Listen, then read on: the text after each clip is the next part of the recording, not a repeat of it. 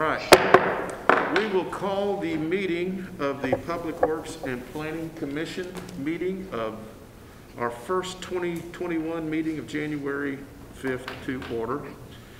I almost have it memorized, but I'm going to give you the short version. Per the governor's, sorry, thank you. Per the governor's proclamation, yada yada, we are conducting this meeting virtually, and because of the COVID pandemic, and you guys know the rest of the story. So I'm going to need a motion that because of the pandemic, we have to doing this option virtually. Move to approve. Thank you. We need a second. Shanto has given a second. Rachel, will you please take yes, sir. This, and also this will count as a roll call vote, please. Or yes, roll sir. call. Chairman Blair, Commissioner Blair. Yes. Commissioner Piercy. Yes. Commissioner Dodd. Yes. Yes. Commissioner Harris. Commissioner Sherino. Yes. Commissioner P. Yes. Chairman Cush. Yes. All right. Do we have minutes to approve, Rachel? Yes, yes, sir. They're on the SharePoint. Okay, great. Vice Chair Piercy, can I ask you to do your due diligence on the minutes? Chairman Cush, I have reviewed the minutes and they seem to be completely in order. I move for their approval. All right. Need a second, please? Second. Mr. Blair gave us second. Commissioner Blair? Rachel? Yes, sir. Commissioner Dodd. Yes. Commissioner Sherino. Yes. Commissioner P. Yes. Commissioner Piercy. Yes. Commissioner Blair. Yes. Chairman Cush. Yes. Thank you, Rachel. All right. Moving right along. Building codes. Tanya, you No, are... excuse me. Highway Department, number 2. I'm sorry. Say that one more time, Rachel. The Highway Department is next. Well, of course. Well, of I'm course. sorry. And I see them waiting so patiently. Yes, they're online. In their kitchenette. So you are recognized, Highway Department. Good evening, everyone. What we have for you tonight is a simple budget amendment where we're moving some money inside of our existing budget. We're not moving this money in from anywhere else. We're just moving it around to cover some additional cost of right-of-way at the Plainview school site. So this is just an internal move. All right, so you're just swapping dollars. That's it. Swapping lines with dollars. Yeah. All right. Does anybody have any questions on that increase, decrease? Mr. Chairman, I'll make a motion to approve.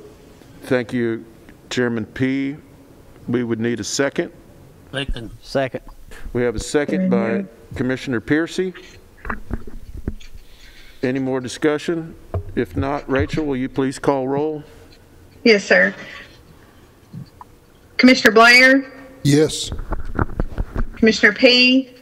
Yes. Commissioner Piercy. Yes. Commissioner Sherino. Yes. Commissioner Dodd. Yes.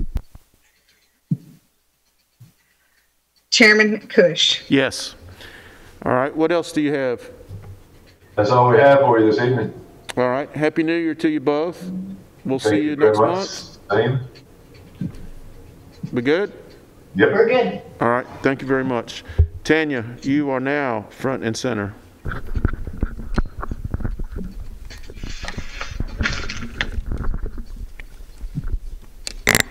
Good evening. Happy New Year to everybody. Happy New Year.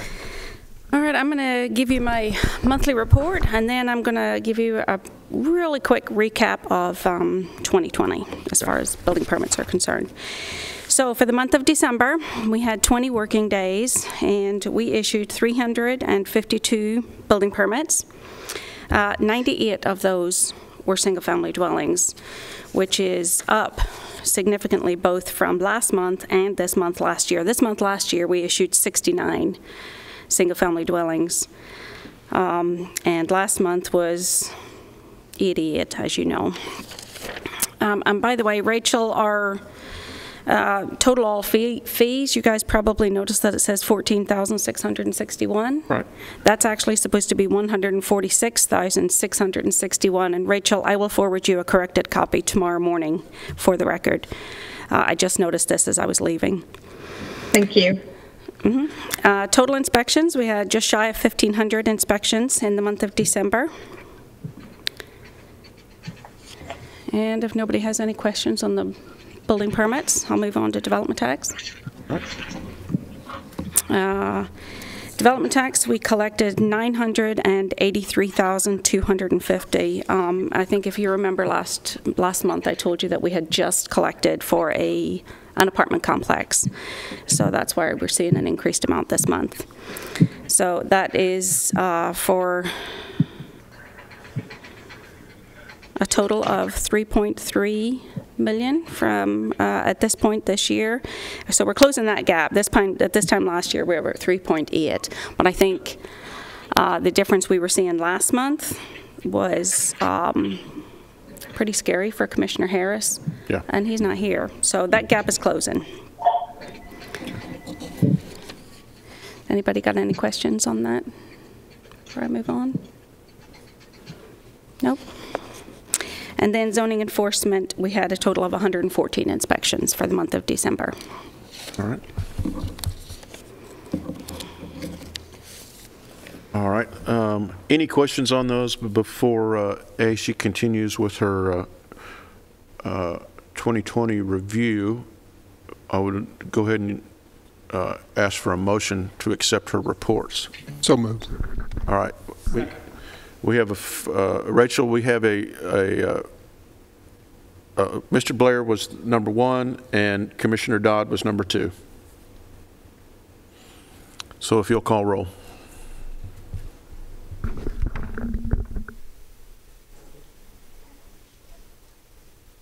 Do we still have you, Rachel? Commissioner Piercy, Yes. Commissioner Blair, Yes.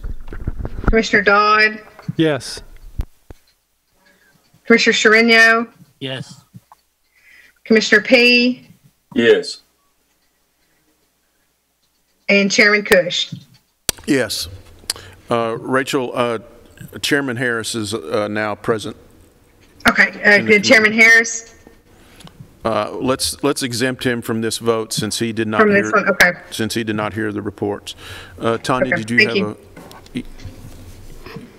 Yes. Your end? Yes, Okay. I just wanted to recap how 2020 looked for building permits. Tanya, would you remind Chairman Harris? I would be glad to, yes. About closing Chairman the gap? Harris, right before you came in, I gave the building permits report, and we had a total of 98 single-family dwellings permitted in the month of December, which is up from 69 this time last year and 88 from last month.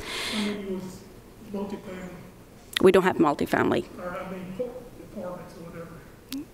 So this, so all in single family. We don't have any apartments or multifamily housing in Rutherford County as of yet. Development tax, however, we did have, we collected $983,250. So that did include an apartment complex in the town of Smyrna. So I was just telling them that that's kind of closing that gap that you were concerned about last month. There was a significant gap between what we've collected so far this year and what we collected at this point last year. So that closed that gap significantly. We're still a little bit behind, but not too bad. At this point last year, we had issued 454 single-family dwellings by January 1st of 2020, And at this point, we're at 480. So we're a little bit higher than we were at this point last year.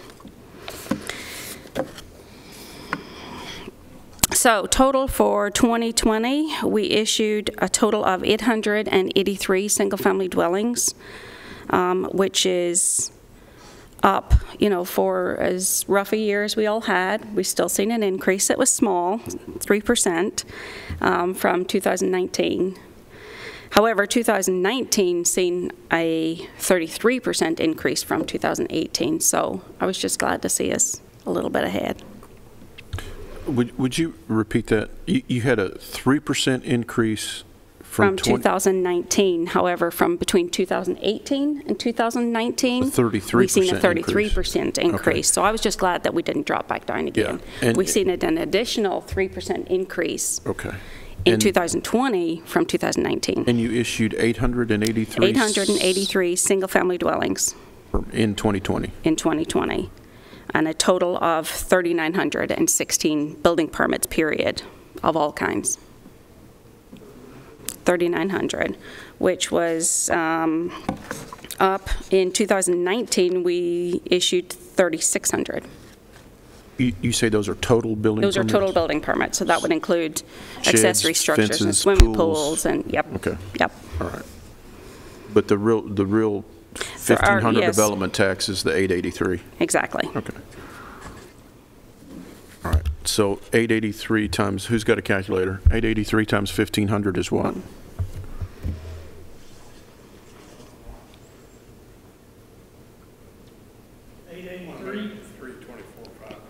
One more time? 1,324,500. Okay. All right. Doesn't pay for much road, does it? Okay. I tried to, before I came over here, I tried to get on to the town of Smyrna and City of Murfreesboro to see if they had their 2020 annual reports done, and they haven't quite gotten them out yet, but I'll keep an eye on those and have those for you next month, just so that we can kind of all... Chairman, that was just Rutherford County single family. That was just the permits. unincorporated areas. So the cities weren't in that number, Mike. No, and the city was on track. I haven't checked it, or I haven't checked their annual, but they were on track as in November to go well over 1,000 single-family dwellings. But theirs would include condos as well as townhouses, condos, and single-family dwellings. That does not include multifamily. That's just condos, townhouses, and single-family dwellings. So in November, when I looked at it, they were at about 1,100. So I can only imagine they're at 1,200 or 1,300 by now.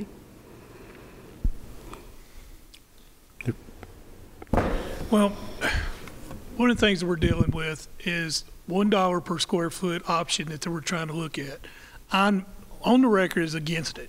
So, but for everybody who needs to know, out of all these permits that we get that charges a development tax, how many of them are multifamily or apartments? In the unincorporated area of Rutherford County, none of them. We do not have multifamily or apartments in Rutherford County. So every single single-family dwelling that was issued in 2020, we would have collected $1,500 development tax on. And I ran some numbers for Commissioner Stevens yesterday, and the average square footage of those homes in 2020 was 2,606 square feet. Tanya, there were no duplexes built in the county? I'm sorry? There were no duplexes built in the county?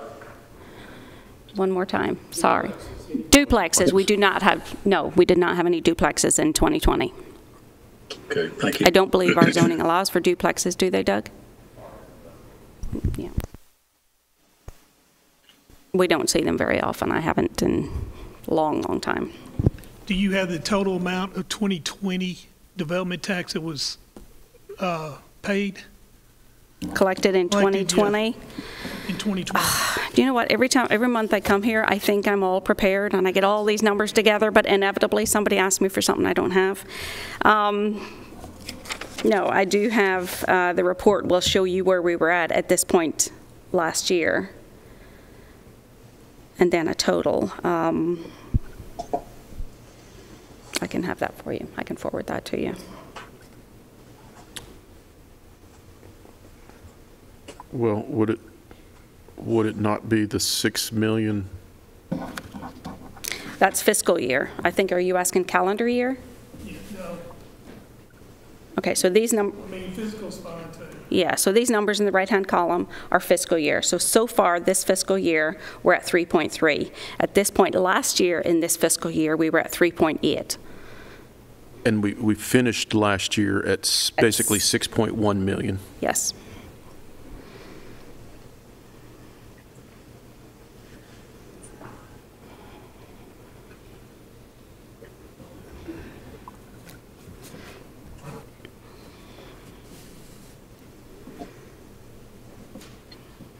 Can I answer anybody else's questions?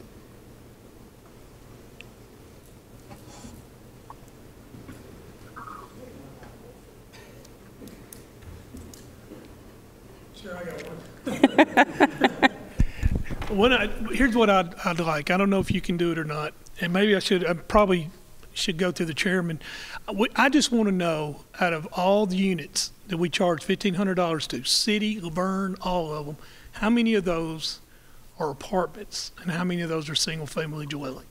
Okay. You see where I'm going with this? Yep.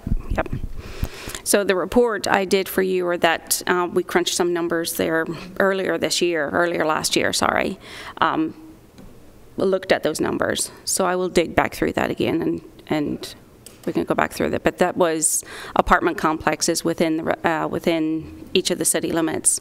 We were trying to determine square footage and stuff, if I remember correctly. Yeah, we did to that. see what the we did that 1 year ago, so that's why I'm hitting you up with all this again. Okay. Phil, do you remember, we went through this exercise in our subcommittee, and as I recall, which I mentioned last night during the steering committee, when we ran the numbers, when Tanya ran the numbers for us for our infrastructure subcommittee, if we would have gone the dollar square foot and did the comparison all hair, guts, and feathers, like Commissioner or Chairman Harris is asking, the $1 would have been a bad deal. Correct. Well, it definitely would have generated more revenue. However, there was the caveat to that was we would have had to wait Till the end of till the sale. A year or better, because when you introduce a new system or a new fee or inevitably everybody is going to come to our office and get development tax goes with the lot, so it doesn't expire. So if you guys decided to introduce $1 per square foot, for example, on April 1st, you can probably bet that every developer, every builder in this county is going to come and pay the development tax for any lot that they currently own, because that development tax is good until they build a house on it, even if they don't build a house for another 2 years. So not only do you not get to collect that $1 a square foot until the end, but now you've got this bucket of development tax that's already been paid that will probably see these builders through the next 6 months, or pick a number, I don't know how long. So they're not even going to get any new building permits under this new program for probably 6 months after you introduce it. And then you've got to wait another 6 months until the house is complete. And it's not even when it's complete, because we don't get to collect it on the C of O. We can't collect it until it changes hands, until it sells.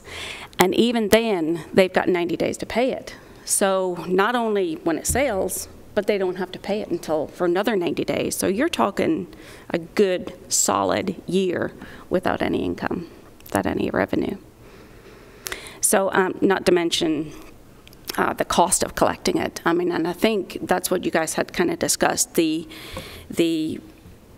costs involved in collecting that fee, having to hire somebody to do an audit, if you will, for all of these houses to ensure that the correct square footage has been measured and collected. And then not only do you have that for the county, but you're going to have to ask the cities to also do an audit of their single-family dwellings to ensure that we are collecting the correct tax. So I can only imagine what they'll say if we say to them, we need to know exactly what that square footage was so that we can bill the, the correct amount. So I guess all of that to say, the cost of the employees that it would take to do that and the lost revenue for that 1 year just kind of was the reason that you guys, the revenue would certainly be more, but I'm not sure that after all of the other cost is incorporated that it would be worth it. It may be eventually, way on down the road, but there's going to be several years of where we're going to have to come up with something else, and you may talk to Lisa about this. I don't know what her...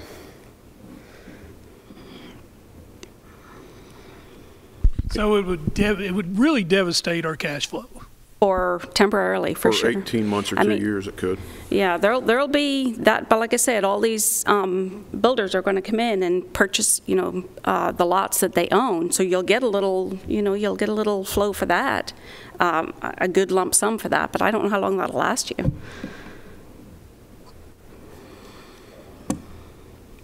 All right. Enough discussion on that. Tanya, anything else? No, I don't have anything. Thank you very much. Happy New Year to you. You're welcome. Thank you, you too. All right. Next on the agenda, what is it? Who's got it in front of them? You need a motion? I think we did, to accept the reports. I believe we did. You've already got one. Yeah. You've already accepted the report. Thank you. Nice try, though, Commissioner Blair. Doug DeMasi, Planning and Engineering, thank you. My tablet takes a minute, or it could be me that takes a minute. I'm not really sure which one. Happy New Year, everybody. Hope everybody's doing well today. Just have a couple of things to talk about. The first is our available lot inventory that you'll find on your iPads. You'll see as of the end of December, the total available lots. Again, this is coordinated through our plats that we approve and then are recorded, as well as building permit information. The total available lots for the year right now is at 902. That's up just a little bit from last month, which is about 870. We've seen a lot of plats being recorded over the last month or two, so that's why the number is going up, despite the fact that we've had such pretty active building permit activity going on. So I'm not as concerned about that. But just to provide you a little bit more information, on your iPads as well, you'll see a little chart that's on there. It's called basically a subdivision inventory chart is what it is. This is just a running tally that I keep in the office from January 2009 when we first started looking at this to the present. And you can see that, of course, in January 2009, that was kind of at the height of the recession and everything. We started out, first month we looked at this was at 1,618.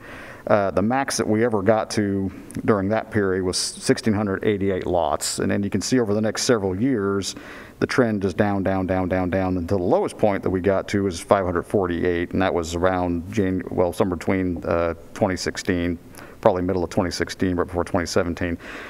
Then it kind of meandered around in the 600 to 700 range. Started going up through about January this time last year, and then you'll see it start going down and kind of spiking back up again just a little bit over the last few months. Now some of that, of course, is like I said, we've just seen a lot of building. We've seen a lot of building permits, but we've also seen a lot of new plats being recorded, and quite frankly, some of the plats that we've seen recorded almost immediately afterward, when I get the building permit report, I'll see 10 to 20 permits being taken out for that subdivision. So activity is pretty strong, despite everything that's happened back in 2020. So that just gives you a little bit of a trend line as to how things have looked over the last 11 years or so. So if there's questions about that, I'll be happy to go over those. If not, I'll just jump into the rezoning report. We'll have one application for, yes, I'm sorry. On the 902 available lots. Yes, sir. Has the impact fee been collected on those yet or not? Half of it has. Whenever a plat is recorded, the development tax is $1,500. Half of that fee is being picked up when prior to the plat's recorded. Before we record any plat, there's a little development tax sticker that we have to put on the plat that we sign, put the receipt number on and everything that they have paid it. Then it's taken over to the Register of Deeds and recorded. The other $750 is collected whenever a building permit is taken out on one of those lots that's on this list. So we've taken up half of it at that point. Okay, thank you. Yes, sir. Yes. I think, Steve, so those 902 lots would not have hit the tax roll They would not have generated any income yet. Yeah, they would have gotten the 750 for recording, but they haven't pulled the other 750 yet. If they were on a dollar per square foot when the permit's pulled, those 902 lots have put $676,500 into the development tax. If they were on the price per square foot, we would see zero revenue until the to building date permit. on those. Right. And I think we would all, so that was part of our logic, Right. that it delays the income. Until they were built and sold, we would not see a dime. Right. So if a recession hit and the builder had lots or houses that he couldn't sell, we would have no income. Mm-hmm. And with the development tax, if they're still recording plats, even if they're not building on them, once the plat's recorded, it's recorded. It is what it is. You know, plats do have expirations if they're not recorded, but once they are, you know, they're pretty much locked in. The 4,000 lots that show on your other report, Yes. they have nothing paid on them. At this point, that's correct. I mean, they've paid review fees and things like that, but they have not paid any development tax yet. That's correct. Thank you. Mm-hmm. And just for y'all's information, I'm not a fan of the dollar a foot. Not a fan Not a of the fan, dollar he said. per square foot, which by law, we can only increase 10% every 4 years. Chairman Cush, You're recognized. I do not know the answer to this, and I know you and Phil have done it. Is it law to where you cannot collect that dollar per square foot till the end, or is it open to where you collect it up front? My understanding is that you can't collect it up front. Is that correct, Tanya? Yeah.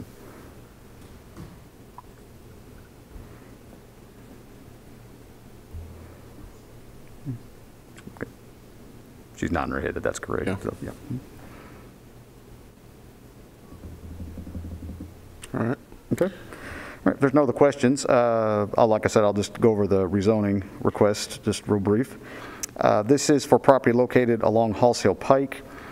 This is actually a rezoning on a piece of property where a preliminary plan was approved by the Planning Commission back in September of 2019. The plan did call for 114 building lots, but did not contain any open space except for the step area, but that's not usable open space. Due to the numerous sinkholes on this property, the applicant is requesting a PUD for smaller lots, but to preserve the areas that have the sinkholes. The applicant's pattern book, which is on your iPads as well, if you'd like to look at that, calls for 113 residential lots. Minimum lot size is 7,000 square feet, but typical lots would be about 7,800, which is about what we've been seeing for planned developments. Minimum sizes of the house would be 1,400 square feet. All homes would have a minimum of 2 bedrooms and a 2-car front entry garage. There's going to be street lights, open space areas. Originally, they were not proposing sidewalks, but and under the staff recommendation, Planning Commission recommendation, you'll see that there was discussion about that. They did ask for the applicant to provide sidewalks for at least one side of every street, which they have done. So the pattern book that you have on your iPad tonight does show that. The development will be accessed off of Smith Hall Road, which accesses Halls Hill Pike. There's no direct access onto Halls Hill Pike from any lot in this development, and there are stub outs as we would typically see. Traffic study was submitted on the original preliminary plan. The lots were the same, really the lot count was the same pretty much, so we didn't require an additional study for this. The recommendation did not make any, the study did not make any recommendations for turn lanes, but some other improvements to Smith Hall Road and also Halls Hill Pike were discussed. The pattern book talks about the driveways being a minimum of 16 feet, accommodating up to 4 cars. Again, this is a planned development. There's not buffering per se, but there is a minimum of 10% open space. This development is proposing about 22.5 acres of open space, with 18 being usable, which would include things like playground, natural walking trails, open yard areas, etc. Again, there's more information on the pattern book if you would like to look at that. Again, the plan itself is pretty much identical as far as the number of lots are concerned. There was discussion regarding the sinkholes on the property and how they might be fenced off for safety purposes. That's just something we'll have to look at as the development progresses if this is approved.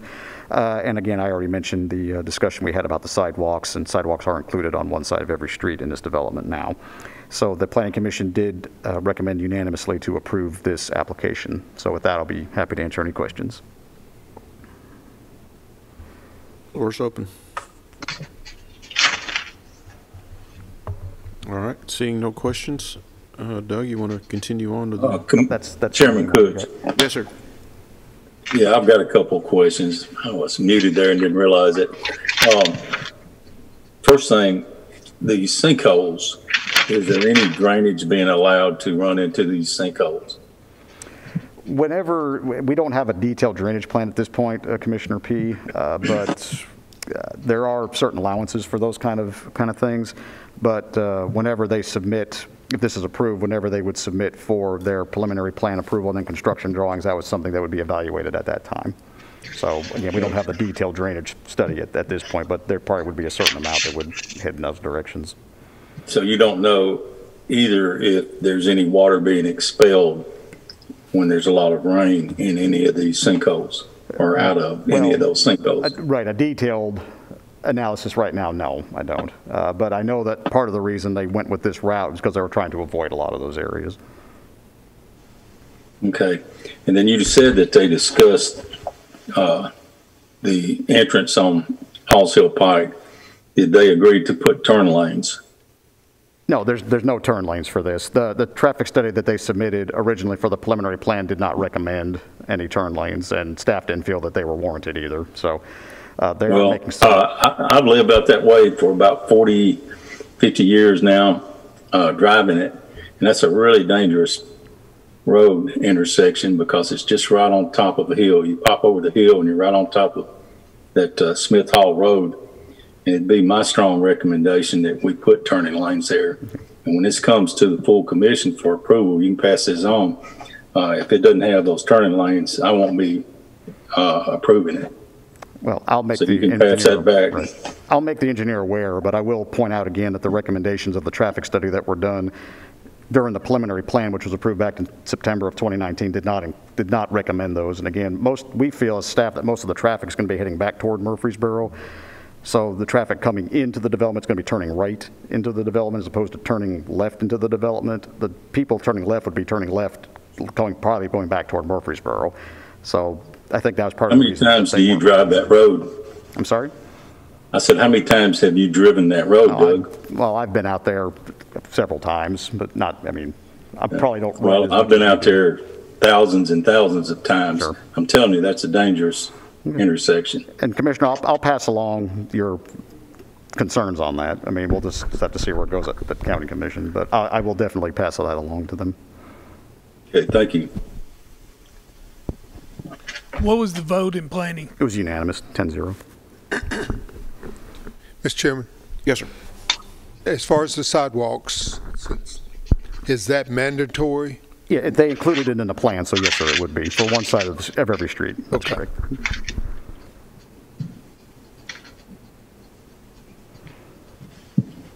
Anything else for Doug on this particular development? Doug, I will mention one last thing. I told the engineers that for me to approve this myself, that I would expect to see turn lanes there. So that shouldn't come as a surprise to them. Okay. That is why I wasn't at the meeting. I felt like I'd been assured that those turn lanes would be added as part of the plan. Okay. And like I said, Commissioner P., I definitely will bring this up to them so that they're aware of it before next week. Thank you. I've got a little comment toward that. Same as Mr. P. On these rural developments where they're going to do the PUD and multiple families crammed on a small acre lot out in the rural area, I think somehow we need to fix it where they have to put a turning lane in. Because all our rural roads are getting very heavy travel now. I'm very familiar with the road Mr. P is referring to, and it's a very busy road. You know, if they're going to spend the money, do the development, build a turning lane, or build it, or do it somewhere else. You know, that's just my thinking. If they're going to do the expense, you know, pay the piper if you're going to listen to the fiddle. Well, and this is a discussion, honestly, and Mr. Cush can definitely attest to this, that we have a lot at the Planning Commission as far as turn lanes. And I know several years back, the discussion we had at the Planning Commission was basically, you know, we require traffic studies for a lot of these developments. Again, they did one for the preliminary plan. We didn't make them do another one because the lot count was pretty much identical. And as staff, we just feel better knowing that there's something to back up a recommendation for a turn lane rather than just saying put turn lanes everywhere, because sometimes they can create more problems than they solve in certain situations. We've run into that in certain developments in the past, but I'm not saying they're a bad idea generally, but from a staff standpoint, we do feel better if there's some sort of a traffic study that backs up that. So that's why we require the traffic studies, and when we see that a traffic study does not recommend those, after we review it, and if we agree with the recommendations, we'll tell the Planning Commission and eventually the County Commission, if it gets that far, that you know, the study that they did does not recommend turn lanes, because, you know, I'm not a traffic engineer, so I don't pretend to understand all the ins and outs of what a traffic study looks like. You know, I know the basics of them and I can look at them and kind of evaluate, but I'm not one that could put one together because that's not my training. So, you know, I rely on our engineer, I rely on the engineers that the consultants bring in, and a lot of the times they'll bring in outside consultant. Our civil engineers that do a lot of the plats and plans will bring in a traffic engineer outside of their firms because, you know, that may not be their expertise. So we rely a lot on their expertise for those kind of things. Well, being one of the rural commissioners, Mr. P's a rural commissioner. We've had another one walk in, Mr. Pettis Reed, he's a rural commissioner. You know, it's probably more concerns to us than someone that lives in town because we see it more often. Sure. You know, that's not Sure. in a rural area district. I wasn't trying to put you on the Oh, spot. no, I didn't think you were. You did make the comment where you said sometimes they do more harm than they do good. Can you give me a... There was an example of a commercial development off of Epps Mill Road going down there where it was a development that was utilizing city sewer, and it was a turn lane that was put in there, and we were going back and forth with the city, of course, on the particulars of how that would look in the proximity to the interstate interchange right in that area. And as I recall, the conversations we had with the city staff at that time said, you know, they probably wouldn't have warranted one right there because of just the traffic movements and the way things were, the proximity to the interchange, that it could possibly have created some issues. But that's the one that kind of had in mind when I was thinking about that. Okay, thank you. Mm-hmm. Doug? Yes, sir. I'd like to make one more comment on your traffic studies. If I'm not mistaken, your traffic studies are assuming that people are running the speed limit. The particular hill that I'm talking about coming out of Murfreesboro towards Smith Hall, which would be on your right, you top a short hill, and it's probably, I want to say, between 300 and 500 feet to Smith Hall. And a lot of people run 65 miles an hour on that road, and you're talking milliseconds when you top that hill because you can't see that intersection in front of you until you top that hill. So if you're basing your study on somebody doing the speed limit, I think you might want to look at that again. Understood. Mr. Chairman. Yes, sir. You're recognized. Since two commissioners have spoken their desires for a turning lane, would it be appropriate for this to be re-examined by the Planning Commission, letting them know that the desire of several commissioners is for a turning lane to be attached to this project? Would that be appropriate? My personal take on this, you can make small changes to things. If this were going to be something like they were going to have to completely redesign the subdivision, change the number of lots or something like that, I think something like that would have to go back to Planning Commission for re-review for their consideration. Something like this, adding turn lane, that's something that has been done at the commission level before. There was a development, it was off of East Compton Road, as a matter of fact, within the last year or so, that similar situation happened where turn lanes were required at the county commission level. So, and it didn't have to go back through the full planning commission. So Chairman P could interject that? Yes, that's what happened at that meeting, as a matter of fact. Yes. Thank you.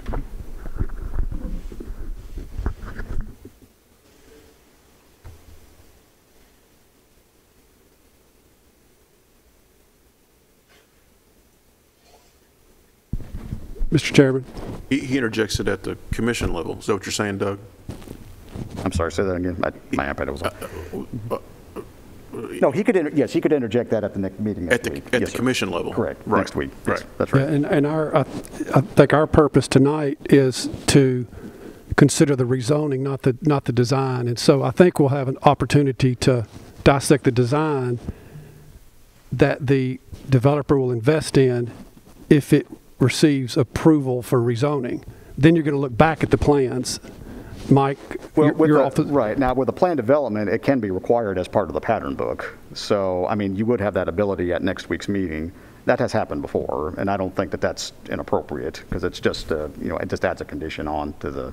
I guess I got into the specific anecdote. I was supporting the fact that we can revise this at next week's meeting, and Yes. then there's opportunities during the even if full plan right, review. Even if, for whatever reason, if let's just say it passed as is next week, and at the planning commission, whenever it came for preliminary plan approval, if something had changed or the study had been updated, if we thought it needed to be updated and it required turn lanes, we would have another crack to look at it there. So even if it doesn't make it into the pattern book, that's still something we would have a crack at the planning commission during preliminary plan review. Thank you. All right. Doug, I've been on planning myself for 8 years, and I've never seen a PUD that was passed, and then you come back and make a substantial change like that. Why don't you give me an example where you have done that? When you say are you talking about adding the turn lanes? I'm talking about a turn lane. Yeah, it was within the last year or so, actually, Commissioner P. I think it was in your district. It was a piece of property along East Compton Road. But that was done at the commission meeting by my request, and it was voted on by the full commission. No, you just said that if it passed and was in the pattern book, then you could change it after the fact, after we had already okayed the PUD. I don't think so. No, I don't think that's quite what I said, Commissioner P. I think what I said was if it passed as is without turn lanes and then went to the planning commission and we figured out at that point that turn lanes were warranted, that the zoning ordinance gives us that ability to require turn lanes. Now, if it's in the pattern book as requiring turn lanes, then that's just part of their approval at that point. So if I spoke, if you misunderstood what I said, I apologize. I may have not said it properly, but that's what I was referring to. If it passed without the return lane requirement, we would still get a crack at it at the planning commission. Now, the flip side of that, if it passes with turn lanes, I don't think the planning commission at that point could approve it without, because at that point it's an approval part of the pattern book at that point. Well, what I was saying is I've never seen any PUD that passed with, say, no turn lanes, and then they were required later. You mean that are required later at the planning commission level? On any kind of change like that, once it's passed at the commission level, I haven't seen that kind of substantial change. Now, if they go back and make a change to their plan, yes. But otherwise, I haven't seen changes.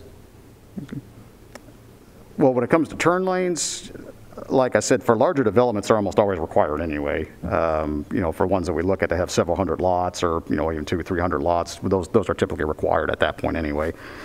Now, as far as, I don't think I can answer your question as, was there ever one that was approved here without turn lanes that we didn't require turn lanes for at the planning commission? That I'd have to go back and look. I don't recall. But substantial changes to a development, yeah, you've seen several amendments brought back to you. I mean, even within the last year, we've probably brought 2 or 3 back for you to look at that not necessarily involve turn lanes, but just design changes and things like that. Those kind of things do have to come back through you. So, bottom line, at full commission, we can vote to require turn lanes. That is correct. Second chance is when this comes back before planning, we can also address and through debate at planning whether a traffic study shows it's required or not. We could lobby for a requirement of turn lanes. Yes, if there was, if a plan development goes through and there's not a turn lane requirement, then you still would have that opportunity at the planning commission should the traffic study warrant something like that. That's correct.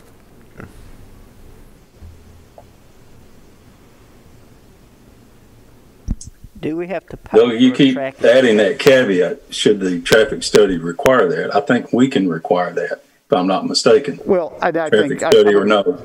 I would agree with that, but that kind of goes back to what I was saying a little earlier, that as staff, we prefer to have a traffic study that backs up the warrant for something like that. But I think you're right, Commissioner P. I think you do have the ability to put it on the, you do have a right to make it as a condition of approval. I think so too. I remember doing that in the past. Even though it wasn't required, we required turn lanes in the past. And it has happened. I mean, that is absolutely correct.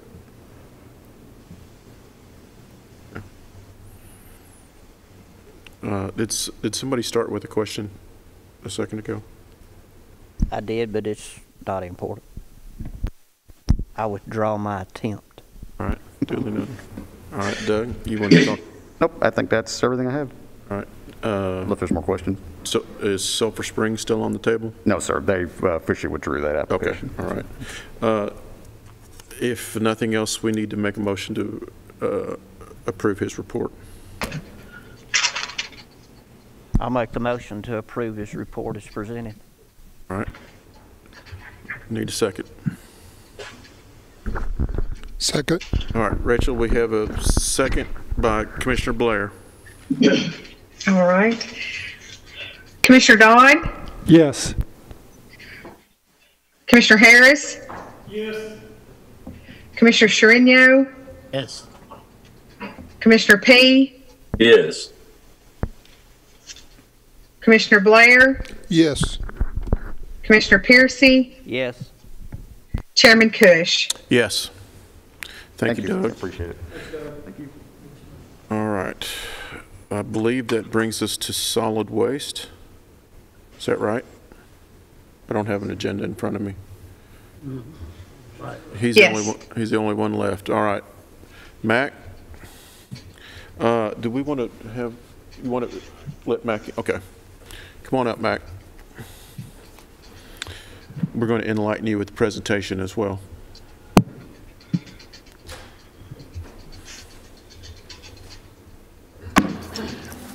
Santa Claus has left the building. He has left the building, that's right. Good evening, how are you?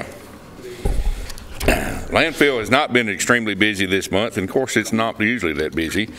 As you can see on the report, we didn't take in a lot of revenue, but we did something a little bit different this year than from last.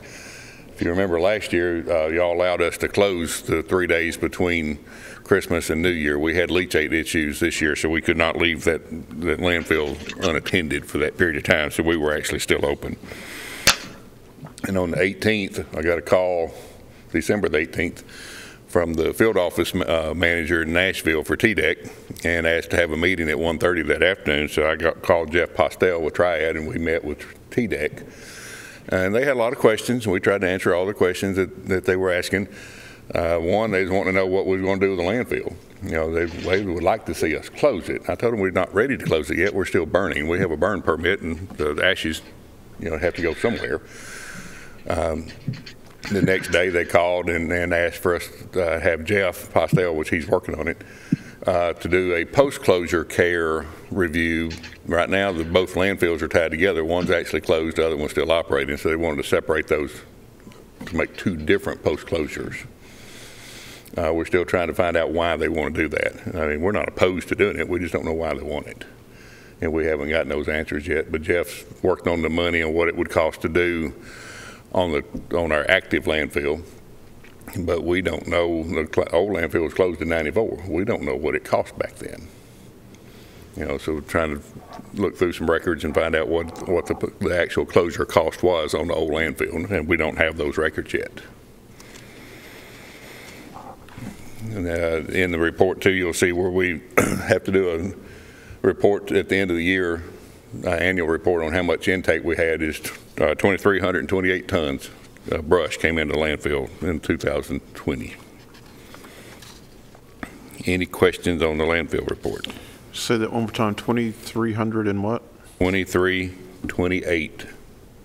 2,328 tons came in of brush came in a landfill this past year, 2020.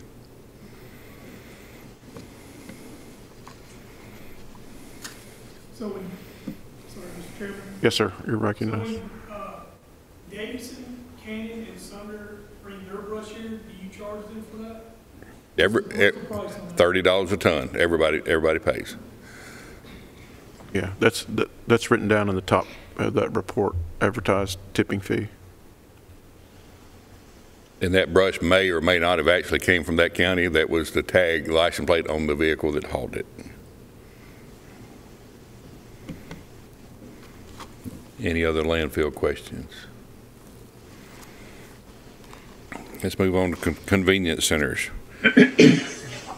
Thanksgiving, the week after, we talked about it in December, the week after Thanksgiving, or Thanksgiving week was not a busy week. This has not been a holiday season for us in trash either. We were more busy than normal, but we weren't holiday busy. The Saturday gearing up to, Christmas Eve was on Thursday, Christmas Day was on Friday. We're going to be open on Saturday. So we planned ahead and geared up and going to have 13 roll-off trucks on the street. So when I took all the calls to dispatch for Saturday on Wednesday night, because we were going to be closed Thursday and Friday, I called 3 drivers and told them stand down. We didn't need but 10 trucks. Did the same thing getting ready for the Saturday after New Year's. Did the opposite thing. I called 5 drivers, say you want to work Thursday, because we were going to need 15 trucks on the street after that. So we wound up with 5 that ran on Thursday, the other 10 ran on Saturday, and we stayed ahead of it. And we averaged something like 6.3 loads per driver per day. Landfill stayed open for us both Saturdays, so we didn't have to put anything on the hill yard. And then Sundays, like this past Sunday, we put, I think it was 17 compactors and 1 load of metal on the hill, which is kind of a normal Sunday for us. But what I'm trying to explain there is, I think it's still the coronavirus thing. I don't think people got out and did as much and those type things, and we're not experiencing the trash volumes that we would typically experience. And most other the counties are pretty similar. We're 2 drivers short again, and we still made it through this season without a big hiccup so far. If you'll flip on over toward the end of the convenience center report, where it shows all the centers and the tons. If you go to that very last page, it gives you a comparison last year versus this year. We're halfway through this budget year, and we're tracking right now to be 2,000 compactor tons above last year. We've had a lot of population growth. I actually answered the phone both Saturdays, the Saturday after Christmas and Saturday after New Year's. 60+% of those phone calls were new residents that just moved into this county and were looking for a place to get rid of their stuff. And that just shocked me. And most of those were City of Murfreesboro residents. They were calling to ask for a trash can. But the compactor loads are more and they're heavier. Of course, the open tops are not, because we're still not taking the construction demolition debris. Any questions on that? I've got some questions on some of the recyclables that we're doing. Is now the time to ask about that, or you want to continue? No, sir. I'll try to answer those questions. Go ahead. What kind of money are we making off the aluminum that we're getting at our convenience centers, and then also on the metal? We dumped a load of aluminum the other day, and I looked at the ticket, and it was at the Express Metals in Laverne, and the load weighed about 0.7 tons and brought $360-something for aluminum. Now, what happens with our loads versus what would happen if you as a individual carried yours in, you would have yours in a trash can or a trash bag, and they dump it out, it goes through the stuff, and you're just dumping clean aluminum. Our residents, believe it or not, put other stuff in there with it. So when we dump it out on the floor, they have to go through it and pull all that stuff out. So they deduct us a little bit on the tonnage because of that stuff in it, and then they deduct us a little bit on what they actually pay us because it's more labor intensive for them. It's still free. I mean, it's not free, but it's still a fair way to do what they do for us. Now, are we making any money off of the metals? I'm going to answer the question. I'm going to answer the question the way you ask it. Are we making money off the metals? The answer is no. Our trucking costs cost more than the metal brings. But we're having a cost avoidance. Right. Well, the reason I'm asking is last month we stopped picking up plastics, but what wasn't as clear on me, we're only doing papers at our schools now, but we're also not picking up metals at our schools. So all these aluminum cans that could be recycled are being thrown away, and what metal they have. So I'm just wondering, when are you going to suggest we stop recycling at our convenience centers? I'm not. For the metals. I'm not going to make that suggestion. I think recycling is the right thing to do, but I think you have to do it towards the best way efficient. The schools don't have much metal. The metal they have coming out of schools is usually in the gallon cans of vegetables, that type product. What we used to see, pickles come in a glass jar, they come in plastic buckets now. The beverages that they have in the hallways for the students' drinks, plastic bottles instead of aluminum cans. So there's more plastic and paper, and schools other than labs don't even have glass. The cafeteria, there's very little glass in that. You know, the milk cartons, they're plastic now, not even the cardboard cartons that we used to see when we were kids, or glass cartons if you're older than that. But well, I've been getting some calls from some teachers asking me why we weren't recycling anymore, and I thought you could tell them.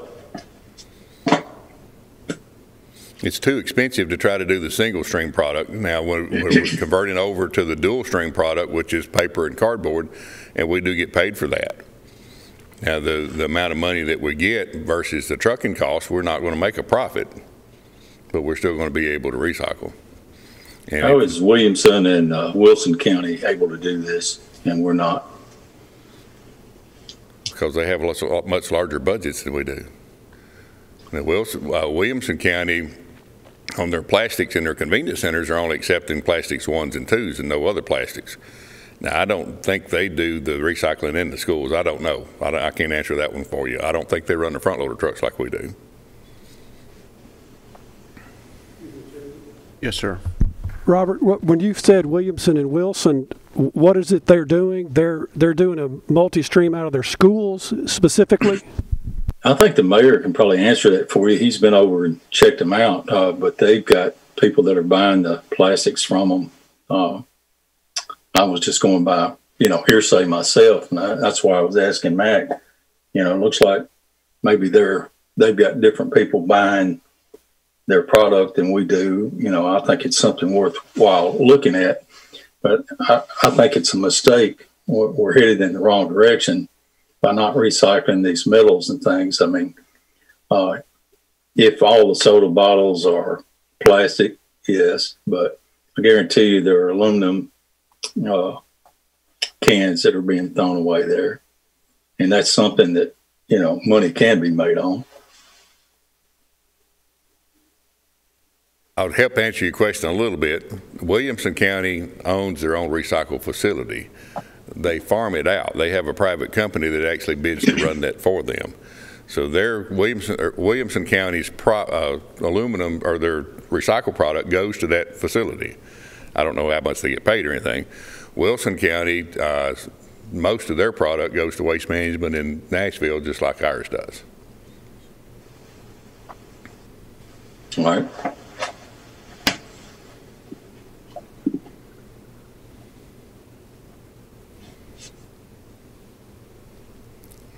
Any other questions?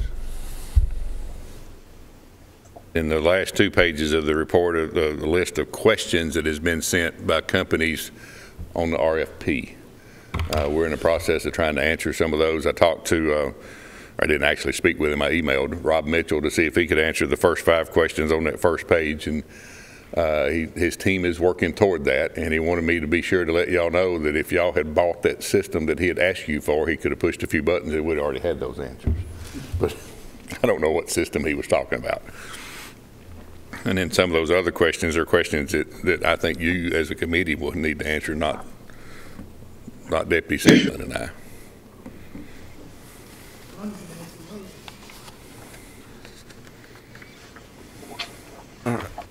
Any we need to approve Mac's report, and then I want to have some convenience center discussion really quickly before. Were you finished with your report, Mac? Yes, sir. All right. So moved. We have a 1 and a 2, Rachel. Any more discussion? Who was the first, Chairman? Chairman Harris was number 1. And, Who made the second? I believe Commissioner Piercy was number 2. Thank you. Commissioner Dodd? Yes. Commissioner Blair? Yes. Commissioner Sherino? Yes. Commissioner P? Yes. Commissioner Harris? Yes. Commissioner Piercy? Yes. Chairman Cush? Yes. Thank you. Let me ask a question to Chairman P.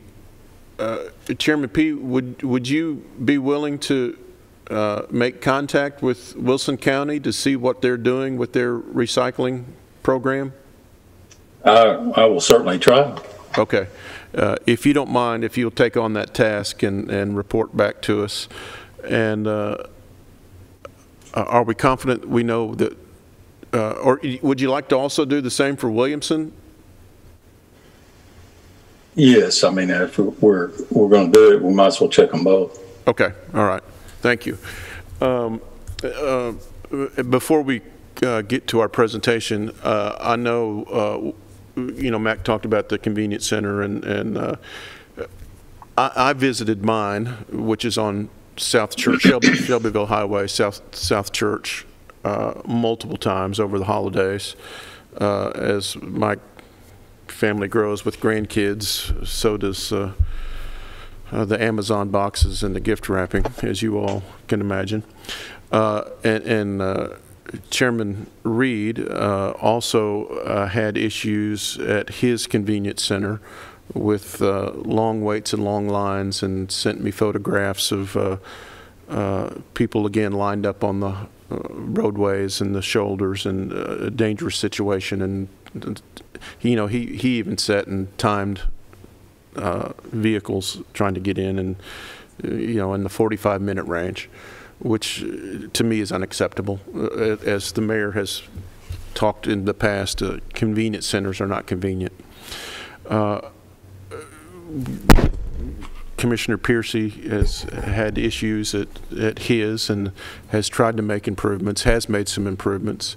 He's still not 100% there yet. No, we have not improved anything at this point. Okay. I know Leanna, my father-in-law, who does his recycle and solid waste business at the Leanna Center. I get an earful all the time about when Leanna is going to be improved. So, the question is, we're going through our RFP process with the hopes of maybe somebody wanting to take over the convenience center, maybe. And as Commissioner Piercy pointed out, even if that's the case, it could be, 12 months down the road at best, maybe, if that happens. I know I believe we've requested in the budget for this year some of Jay's renderings for expansion on some of those convenience centers I just mentioned. But I guess what I'm looking for or asking for is from the mayor, from Mac, what are we really waiting on? Is it a money issue? Are we really waiting for an RFP solution? Do we keep putting our constituents out on the roadway? Do we keep having them wait 30 to 45 minutes? What are we going to do? And that, I know that's why Pettis is here tonight. And if Pettis, if you'd like to say anything, I can ask for suspension of the rules. But you know, I know we've bought equipment, I believe, for the Leanna expansion. I don't think that's even sitting on the ground at Leanna. That's been pulled, and, you know, we've tried to have that bid a couple of times. One was nobody interested, the other was over budget. So is our budget wrong? Are people just so busy they don't want to fool with it? You know, what's the problem? So I'm tired of waiting. Other commissioners are tired of waiting. You know, if somebody wants to take over and do our landfill, that's great. Let's improve it and let them take over a nicer, I'm sorry, I misspoke.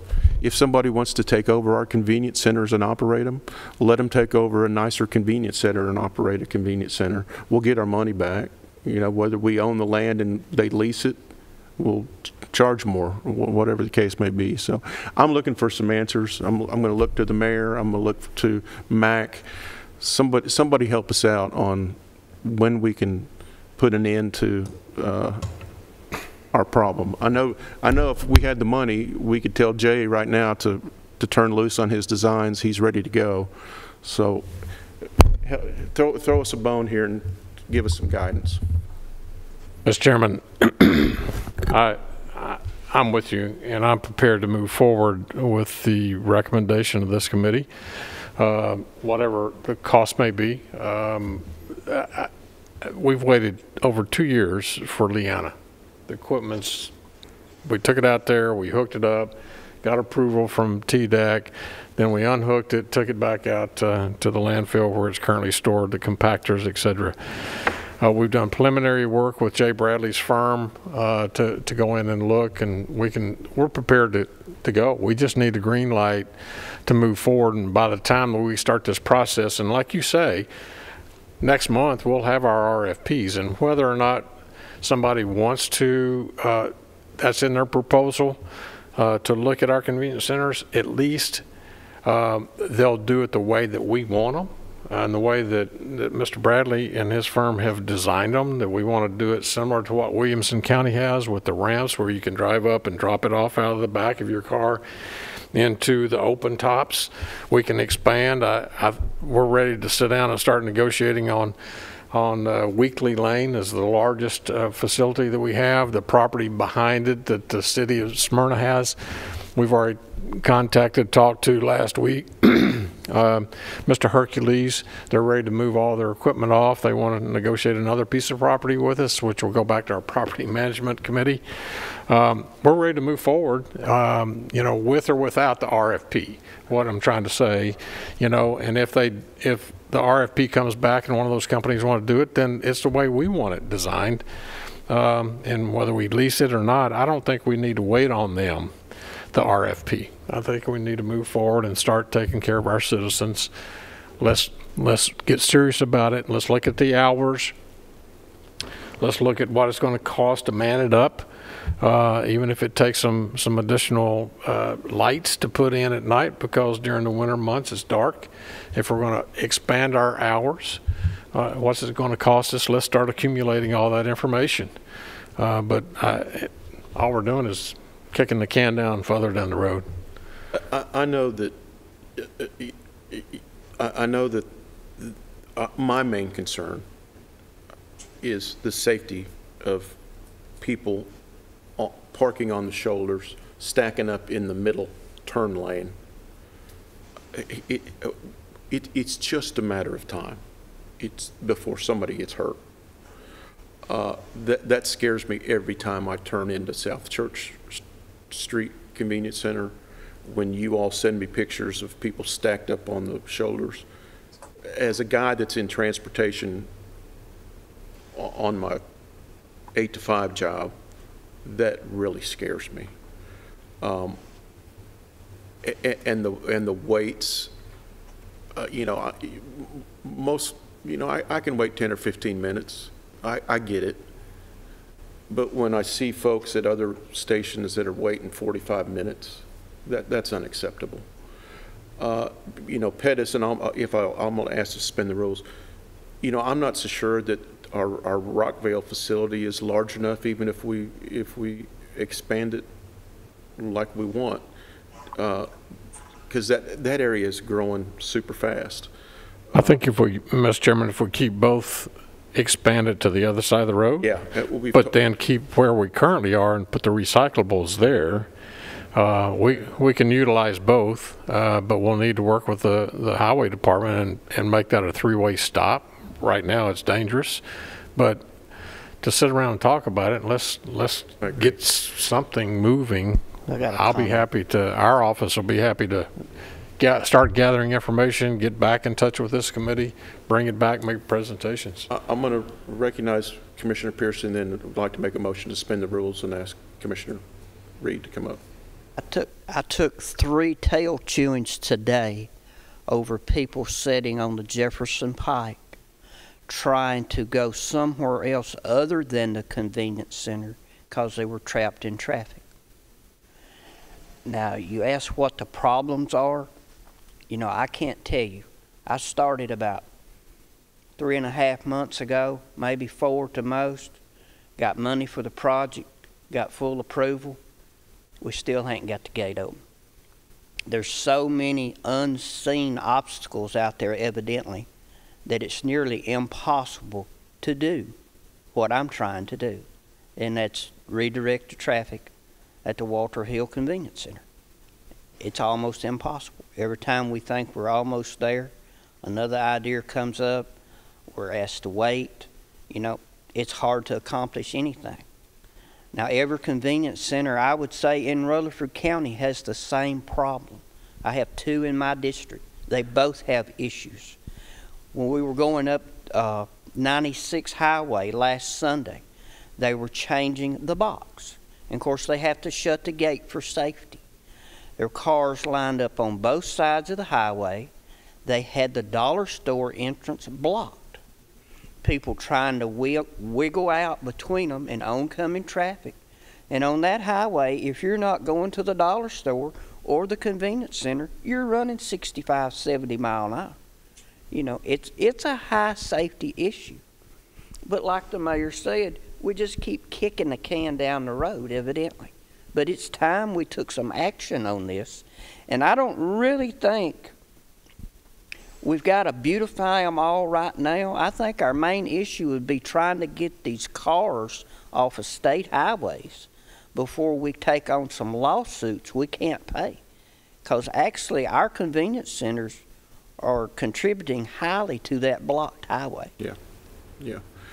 And when the RF, if nobody bids for our convenience centers on the RFP, I say we take the initiative right then or even now to move forward on this. Let's make something happen. Yeah. All right. Make a motion to suspend I make the motion to suspend the rules to let Mr. Pettis come to the poll. Do we need to? Rachel, do we need a roll call for that, or can we? Can I get a second from somebody? Second. We have a second from Mr. Blair. Do we need a roll call, Rachel? I've had them do it both ways. We got a first and a second, then I've had them just go ahead and talk. So it's up to you. Well, if we don't need a roll call, we'll just since we've got a second, all those in favor just say aye. Aye. Aye. Motion carries. I'll stand back here. We're all family. Yep. But just like Commissioner Piercy says right there, I'm not here to cause trouble tonight. I'm just here to express an opinion.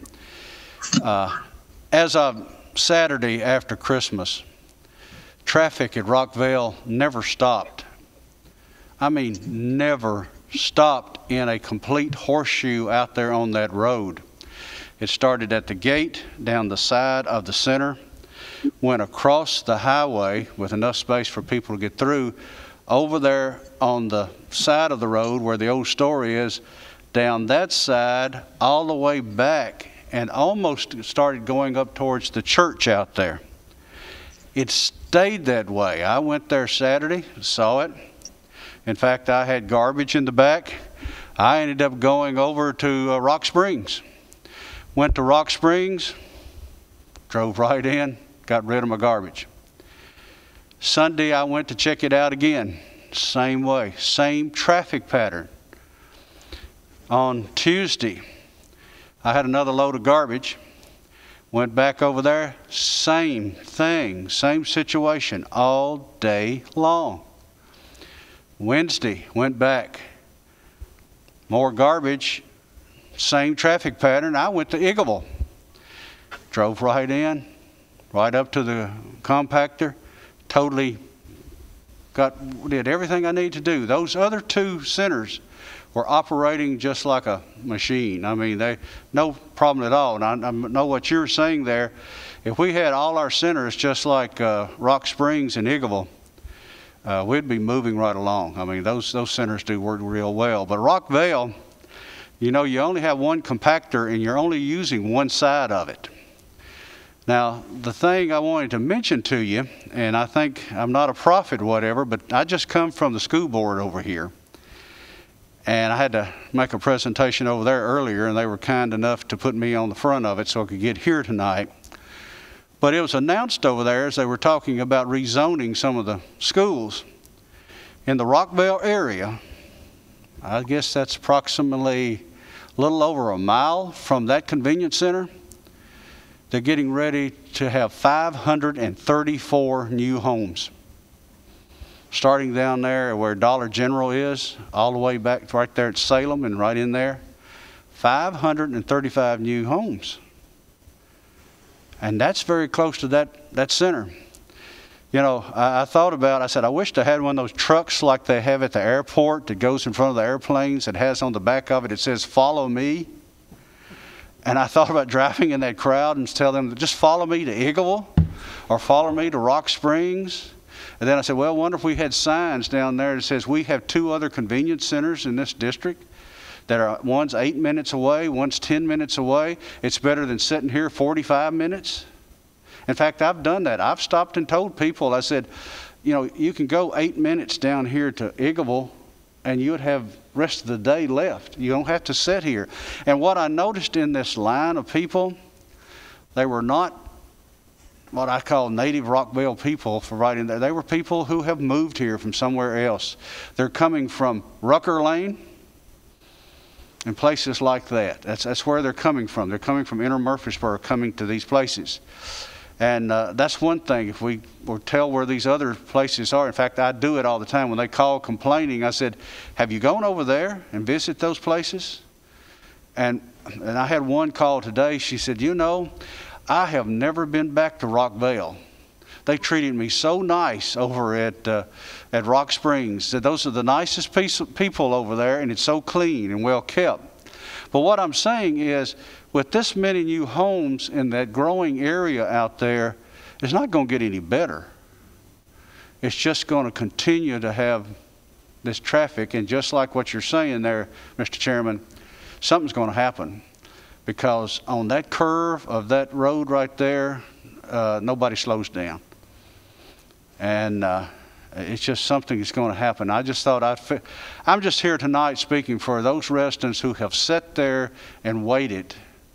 They wasn't in that group that come up here, Mac, that said, oh, we got to keep this and we don't need to do this. They wasn't in that group. There's a new group out there now that says, hey, we need something to fix this where we need to go take our trash. And that's why I'm here tonight. It's just, I'm calling for help.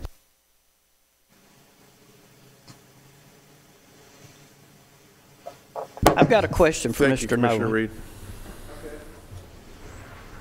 Mr. Nolan, how long has it been since you had a new convenience center opened? I started on July the 21st of 2008, and the Buchanan Center was new. That's the only one? Only new one, yes. So it's no fault of Mr. Nolan's. It's going to fall on us. So it's time to, you know. Do you know what'll fix it, Mr. Nolan? Yeah, I know some of it, not all of it. Commissioner Reed, if I understood him right, and I want him to correct me if I'm incorrect, you hauled off trash on Sunday, Tuesday, and Wednesday. How often do you normally do that?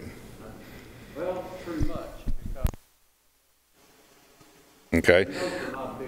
those of you that were watching the loads or the centers, how big were the truckloads that was coming in? Most truckloads that are coming into the centers during Christmas time take anywhere from 7 to 10 minutes to unload what's in the back of their truck.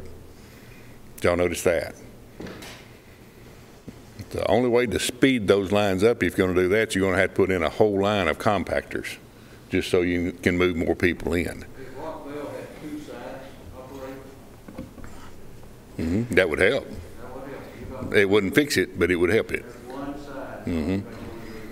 But if you'll take the convenience center totals, this page, pull that up on your screen. Right at the very top, it says Rutherford County Solid Waste Cumulative Report. Almaville, Rock Crusher, Sand Hill, and Weekly Lane all were over 200 tons of trash last month. What are they closest to? Almaville is just out Highway 102, half a mile from 840 on Almaville Road outside of Smyrna. Weekly Lane's downtown Smyrna. Sand Hill's downtown Laverne. And Rock Crusher's just south of town. Next one fairly close to that is Walter Hill. It's 172. These numbers are deceiving because these centers are extremely busy. Run your finger on up to Hill Yard and run yourself over there and look at the Hill Yard. 696 tons. That's the loads that were picked up from the centers after the landfill cut us off on Saturday afternoon and what we did all day Sunday. So those, like Walter Hill, some of their loads went up there. And most of those loads in the month of December was compactor loads. We didn't have a whole lot of open top stuff. We had it, but we didn't haul as many as we normally would. What's going to fix the problem? You're going to have large pockets of curbside collection. You're going to have to start picking up residents' trash at the residence. Convenience center style of operation is not designed for a county this large. Now, you want to put in more centers? Find a place to put them. We've tried to put in 2. One at Rockville, one at Leanna. We've reached all kinds of opposition. Not a whole lot of people for it. I talked to Commissioner Rather the Saturday after New Year. You know what he spent his day doing? He was at Leanna directing traffic, trying to get them off the road the best he could. And he spent most of the day out there. It's just a whole lot of people coming. Our centers are really busy during the holiday season, but they're extremely busy on a normal week. Now, we decided several years ago to save a little money. Some of y'all probably weren't on the commission when this decision was made. We needed to either enlarge our capacity for Sunday trash or do something different. So the first option I came forth with was let's close on Sunday. I knew that wasn't going to happen, but I wanted that to be out there. No, we cannot close on Sundays. Then we need to spend $500,000 to buy trucks, hire drivers, and put out more containers so we have space for this Sunday trash. No, we don't need to spend $500,000. What's next? We don't take any open top trash on Sunday. That's what got us to where we are. Everybody complained, Sunday's my only day to go. Guess what? They found Tuesday. Tuesday became our busiest day.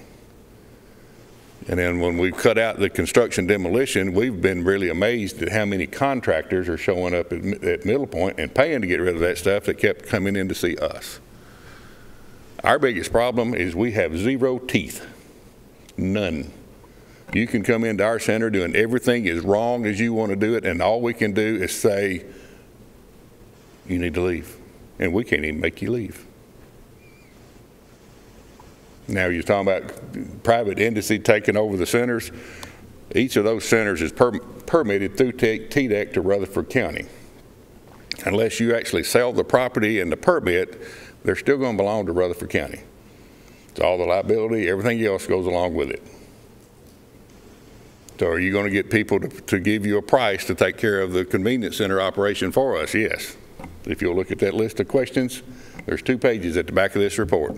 One of them covers every bit of that. The other one, if you look at that, what are they asking questions on? Curbside collection. So you should have some options either way. But what is going to happen to us? Oh, we're going to get the biggest sticker shock we've ever had in our life. Perception of Rutherford County and City of Murfreesboro residents is trash is free. City of Murfreesboro residents found out 2 years ago that trash is no longer free. They charge us $5 a month per cart. We're going to have to do the same thing somehow. I don't have an answer on how we're going to pull that off and collect that money, but property tax is not the right way for it. Any questions? One second. Steve, do you have something to update us on at Walter Hill? Would you?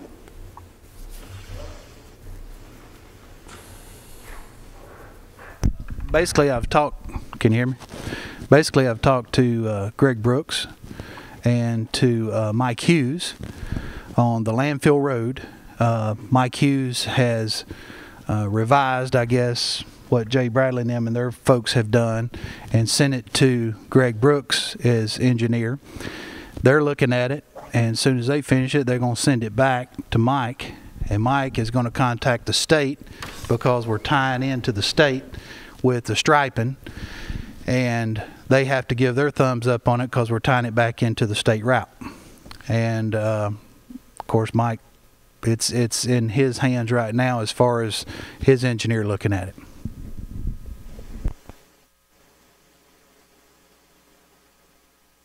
Mike sent that on the 23rd of December. You know, as far as I don't know if Greg Brooks has seen it or not. I guess you said he has, but one of the renderings they had was to go further east on Jefferson Pike and put an entrance there to come across what used to be part of the Matthews property, and then bring that driveway in and actually close Landfill Road out there to entrance. You're looking at, you know, that we don't own that piece of property. I talked to, Mr. Chairman, Greg Brooks and Mike Hughes after our meeting last month to see where we were, what's being held up after all the discussion that happened in Public Works, and wanted to know where we are. What does the mayor's office need to do to help this project along? That's what that phone conversation was about. This was the process was happening, and as of today, this is what is in play. So it's come quite a ways in 30 days, but as Commissioner Piercy says, it's not done. And that's engineers and doing their stuff because they've got a lot of stuff on their plate with the highway department and with the county. And then also, well, the state hadn't even been notified yet. They've got to be notified because we tie into that road.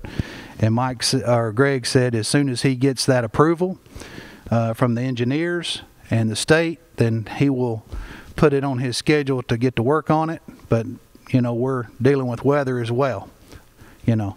So the rainy season and everything else, there's got to be a lot of grade work done out there, some gravel done out there, some compacting done out there. And he said we might could get away with it until we can get asphalt back up for a temporary time frame, but you're talking about striping something that's not going to be permanent and you're wasting your money there.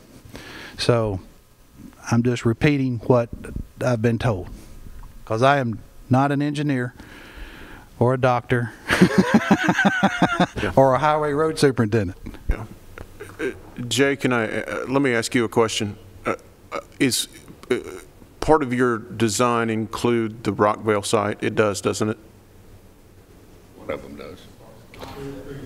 Yeah, come up to a mic.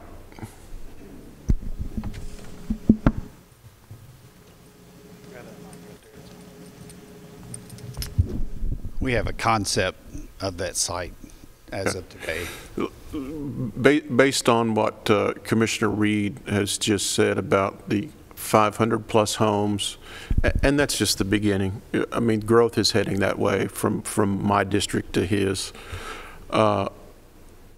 Do we need to be looking for an additional spot out in that community for a convenience center? Because I'm not quite convinced that even if we did both sides of the road at the current location, that is going to solve a traffic issue. Yeah, we, as of right now, we've looked at pushing the entrance gate farther into the site to allow some stacking along one of the property lines, as well as leaving the Mike, a little closer. Sorry, as well as leaving the site across the road open. We haven't done a study as far as how many cars are going in and out right now versus a proposed residential count that may increase what's going there now. Well, we would just have to look at that when we got further along in the design. Okay. All right. Thank you, Jay.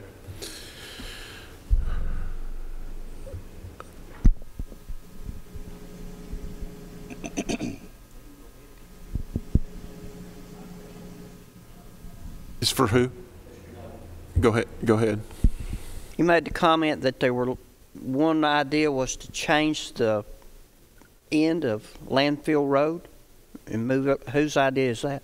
That was one of the ones that Mike Hughes and Ben Friend, they together came up with that, I guess. That's the way the email came to me. I would strongly recommend against that. We need to stay on property that we own with our county road. We don't need to be veering off on somebody else's property at this point in time. Walter Hill Convenience Center, we do not own it. We lease that property from Middle Point.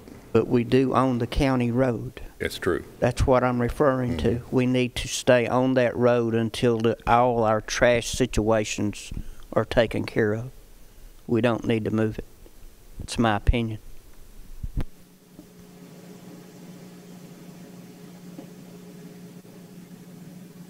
I have two motions. Yes, sir. My first one is we approve Mac's report.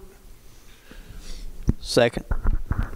Rachel, we have a motion to approve Mac's report and from Chairman Harris and a second by Commissioner Piercy. Okay.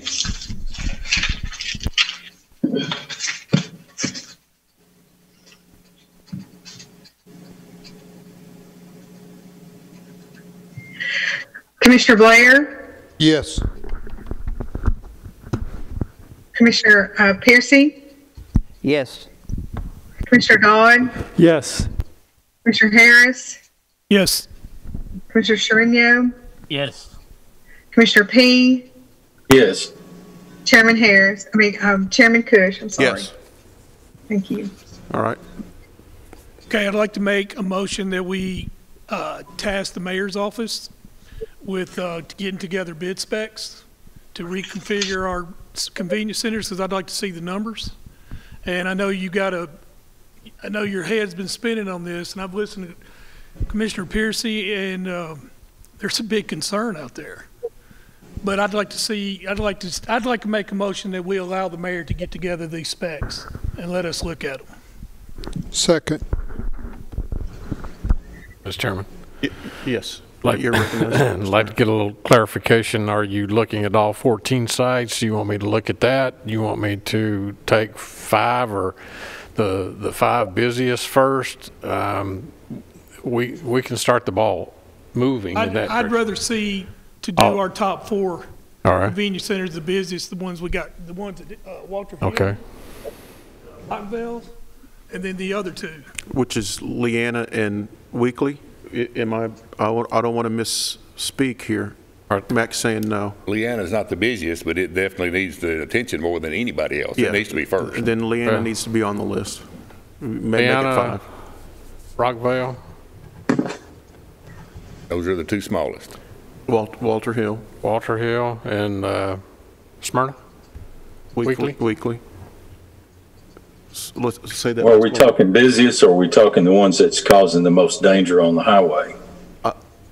I believe right now danger is the number one concern. Thank you. That's my contention. It should be. So what do we have, Mayor? You got Leanna, Rockville, Walter Hill, and Weekly. What I wrote now. What are we missing?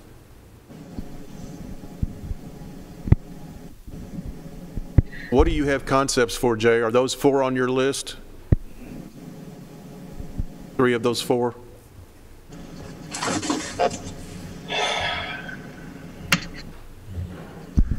The concepts that we have now are Leanna, Rockville, and Weekly. We have a concept for outside the fence at Walter Hill. Okay. Okay. All right. Okay. Walter Hill, we're close. We're on the 5-yard line, right? At Walter Hill, to at least get. We can just about spit over the fence. Yeah. All right. Okay. You want to put a time? You want to put a time frame on that? Yeah, I don't see why we couldn't have it back in 30 days.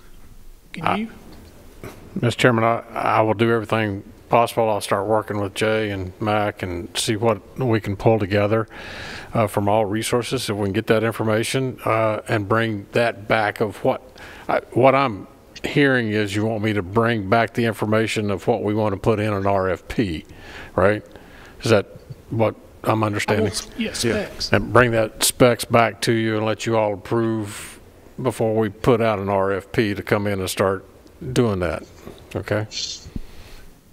And that's something we fall under Rebecca as well, right? Yes. Yeah. Okay. I've got a question for Mr. Harris. What you're wanting him to come back with, is that to improve the safety, the traffic, or is it full beautification, more compactors? Need to kind of clarify that a little bit. Yeah, I will. Sorry, it's so broad. I would like to see what it would cost for us to reconfigure our convenience centers. I'd also like to see what it costs for us to fix the traffic problems that we have. Is that something you'd be able to do? Well, yes, sir. In working with Mr. Bradley and his firm by reconfiguring the inside of the fence, like he was saying there at in Rockville, it would extend the stacking inside the fence instead of on the road. So it gives us more room by redoing where the dumpsters are, the open tops, etc. So, yes, sir. Jay.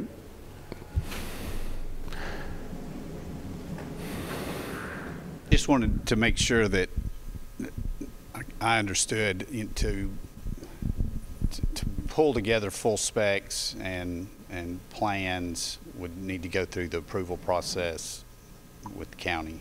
Yes, sir. As far as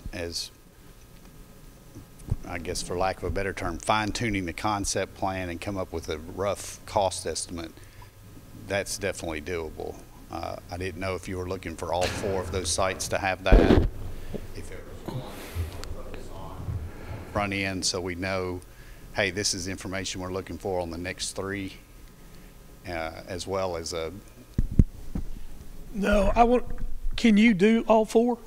In 30 days would be tough. I mean, we can get you. Just give me a time frame. We can get you. I mean, we can work with staff in the mayor's office with review of the existing concepts and put together a cost estimate for those. Yeah, we can come up with those cost estimates, and then we bring it back to you next month if we can get there. I don't know. It may take us 60 days. I don't know, Jay. By site plan after that. Yeah, and I mean, we're talking about safety. That's what we're talking about, safety and then reconfiguring. Yes, sir. And that's what I'm going to do. I think time is of essence right here. So if you need 2 months, then can you get back within 60 days from this day of this meeting? He's shaking his head, yes. I'd like to see 30, though. Yeah. Yeah, but if we can do that, and then we come back with the bid specifications, we put out an RFP, because it's going to be some contractor that's going to want to do all 4 of them. It might be advantageous for him to. That was our problem with Leanna. Is just it wasn't large enough for any contractor. They're all busy, but if you dangle 4 of them jobs out there for them to do, then you're going to get some attention and back. Am I correct? Yes. I suggest, of course, y'all are the ones that do the business here, y'all do some kind of motion, get Jay to give you an estimated cost of what it's going to cost to start this process to where we can get a budget amendment in place so we can get the man paid. Correct. Yeah, he does need to get paid. That needs to happen tonight if you're going to move forward. Because if you don't do it tonight, that means we're waiting until next month. We're going to get. We'll need to take it to budget Thursday night. Right, but if we don't get it done this week for county commission, then we won't have the money to pay him, approved to pay him until next month. and he will already have done the work. And the way the purchase orders work, they can't pay them that way. So is he ready to submit a bill? Do we know what it's going to cost us, Mac? So how are we going to? What I recommend is Jay give you a rough estimate, a little bit on the high side, just like we did on the HHW, to where it could cost this amount of money. That way we can go ahead and do the process to get the purchase order in place and pull the funding, for whatever we need. I don't think he can do that by Thursday night. I think it'd take next month. He's already done some of the rough drawings, the sketching, so I don't know. I mean, the getting the bills paid is going to slow the process down. Can we extend his current contract by X amount of dollars to cover the next 30 days' work? What we have on Walter Hill is different from what the other centers. I'm not sure how the other centers are set up. I wasn't part of that one, so I'm not sure how he's getting paid on those. Well, I was going to pay for what money I had left in my budget, the mayor's budget, for professional services, and then we were going to come back to budget and take it out of yours, whatever you had left, to get him going. That'll work, then that's fine with me. I just want to make sure we have something in place so we can pay the man. Yes, sir.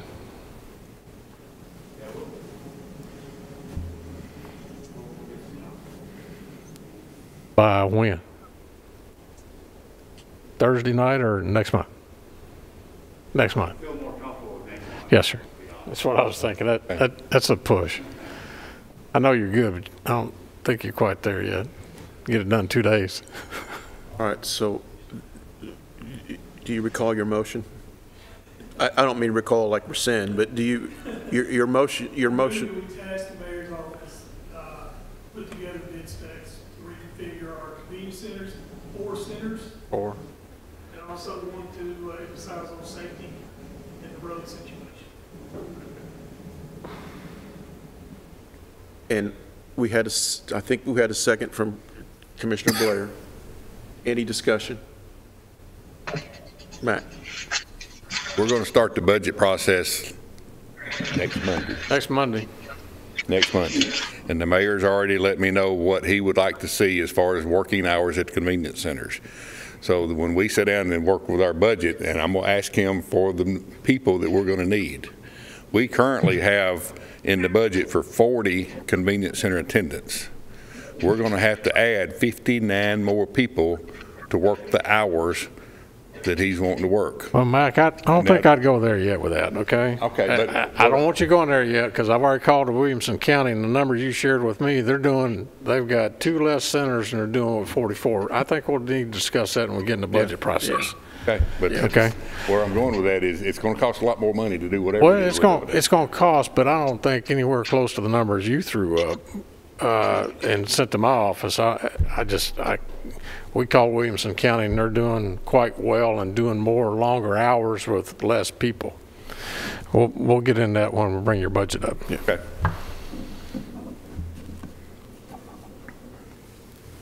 Rachel, are you ready for a roll call? Yes, sir. Commissioner Piercy? Yes. Commissioner Dodd? Yes. Commissioner P?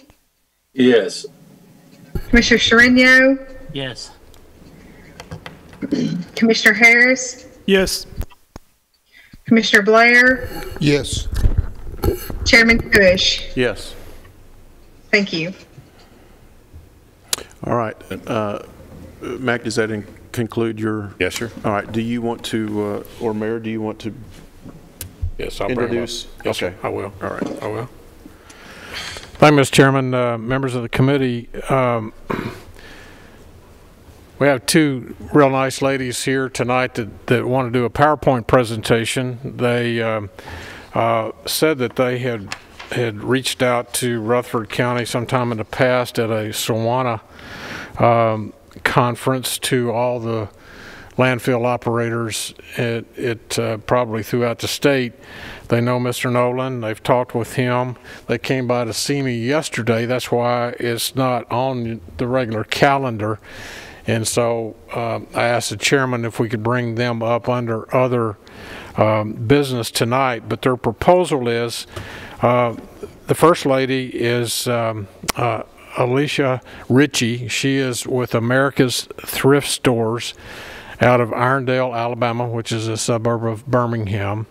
She actually lives in Georgia, but is currently looking for a home to move here with her family, husband, and children to Rutherford County. District 7. District 7, right? Another voter. And then she brought with her Beth Torres. She is with Make-A-Wish Foundation, and they have a relationship partnership of similar to what we saw when we went over with Mr. Bradley, Mr. Sandlin. We all went over to Williamson County at their locations of their convenience centers. They have a Goodwill trailer that's manned by Goodwill. This is very similar. What America's Thrift Stores want to do with us is at our convenience centers bring in a trailer and take all textiles. I think they want to collect designated textiles and household other items, things that could be sold in thrift stores like a set of chairs, dishes, lamps, those type things. They will set that trailer up in our convenience centers to take those and keep them from going to the landfill. And then they will take care of it through their process. But I'm going to call Ms. Richie up and let her make our presentation. We've got her downloaded her presentation. Ms. Torres will come with them. Mr. Chairman, you made the introduction. You can take it from here. Thank you, Mayor. Ladies, the floor is yours. You want to speak first? Yeah. Mr. Mayor, and thank you, Mr. Chairman, and all of the commissioners here that are present. Thank you so much for the time to be able to present this information to you. And then, of course, thank you, Ms. Torres, for being here with us tonight. It is truly an honor to get to be in partnership with Make-A-Wish of Middle Tennessee.